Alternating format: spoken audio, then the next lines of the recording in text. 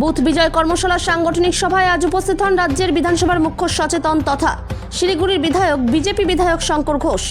শঙ্কর ঘোষ বলেন, আজ সাংগঠনিক কিছু বিষয় নিয়ে কর্মকর্তাদের সঙ্গে আলোচনা হয়েছে। এছাড়াও তিনি আজ কলকাতায় মুখ্যমন্ত্রী মমতা বন্দ্যোপাধ্যায়ের মিছিলকে নিয়েও কটাক্ষ করেন। ইডি প্রসঙ্গে তিনি বলেন, অনগোয়িং প্রসেস ছিল, সেই প্রসেসেই তল্লাশি করেছে। Bureau report, big news Bangla. প্রদেশের পক্ষ থেকে বিধানসভা ভিত্তিক সাংগঠনিক বৈঠক হয় এবং যেহেতু নির্বাচন সামনে, প্রত্যেকটি বিধানসভাকে ধরে ধরে আমরা আমাদের সংগঠনের প্রত্যেকটি কাজের পর্যালোচনা করা এবং নির্বাচন অভিমুখী যে সংগঠন, সেই সংগঠনকে তৈরি করা, তার পাশাপাশি এই সময়কার যে রাজনৈতিক পরিস্থিতি সেগুলো নিয়ে সাধারণ কিছু নির্দেশিকা আমরা এই বৈঠকে দিয়ে থাকি। সেটা সাংগঠনিক বিষয়, সেটা সংগঠনের কার্যকর্তাদের জন্য। সাংবাদিক বন্ধুদের মধ্যে কেউ কেউ যদি বিজেপিতে জয়েন করে, তাহলে কার্যকর্তা হিসেবে আমরা তাদেরকেও নির্দেশিকা দেব। বলছি তো, আজকে কলকাতায় মুখ্যমন্ত্রী হচ্ছে কেন্দ্রীয় সংস্থার বিরুদ্ধে পথে নামছে মিছিল করছে, কি বলবেন?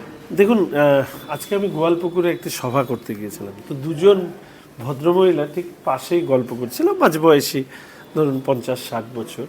তো একজন আর আরেকজন হেসে কুটুপুটি হচ্ছে, বলে, দেখছিস আমাদের মুখ্যমন্ত্রী কেমনে দৌড়ায় গেল।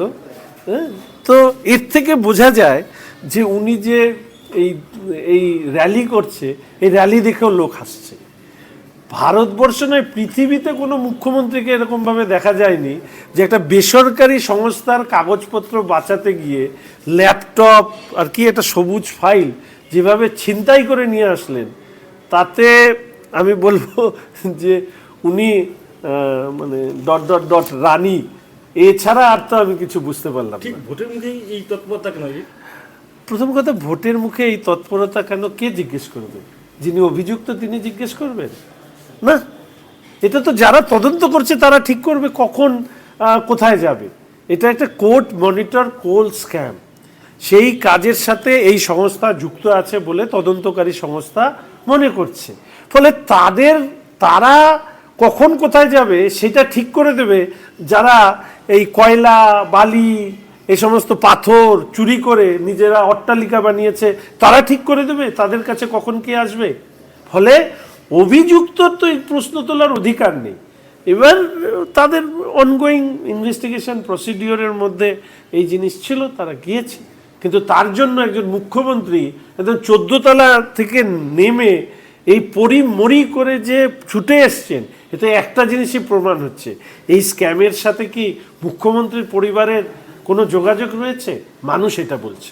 দাদা, সাংসদ তিনি দিল্লিতে স্বরাষ্ট্র দপ্তরের সামনে বিক্ষোভ দেখাচ্ছিলেন, পুলিশ তাকে চ্যাংদোলা করে নিয়ে গেছে, কি বলবেন? দেখুন, উনি এ সমস্ততে অভ্যস্ত, সদ্য বিবাহিতা উনি, এই সময় পুলিশ চ্যাংদোলা করে ওনাকে নিয়ে যাওয়াটা সঠিক কিনা আমি বলতে পারবো না। তবে উনি নানা সময় নানা ধরনের কীর্তির সঙ্গে যুক্ত, ফলে কি কারণে ওনাকে নিয়ে গেছে সেটা আমি বলতে পারবো না। প্রতিবাদ করতে গেছে, যথার্থ প্রতিবাদের বদলে যদি ওখানে কোনো তিনি ড্রামাটিক শো করতে চান, তাহলে পুলিশের যা নিয়ম সেই নিয়ম অনুসারে তাই হয়েছে।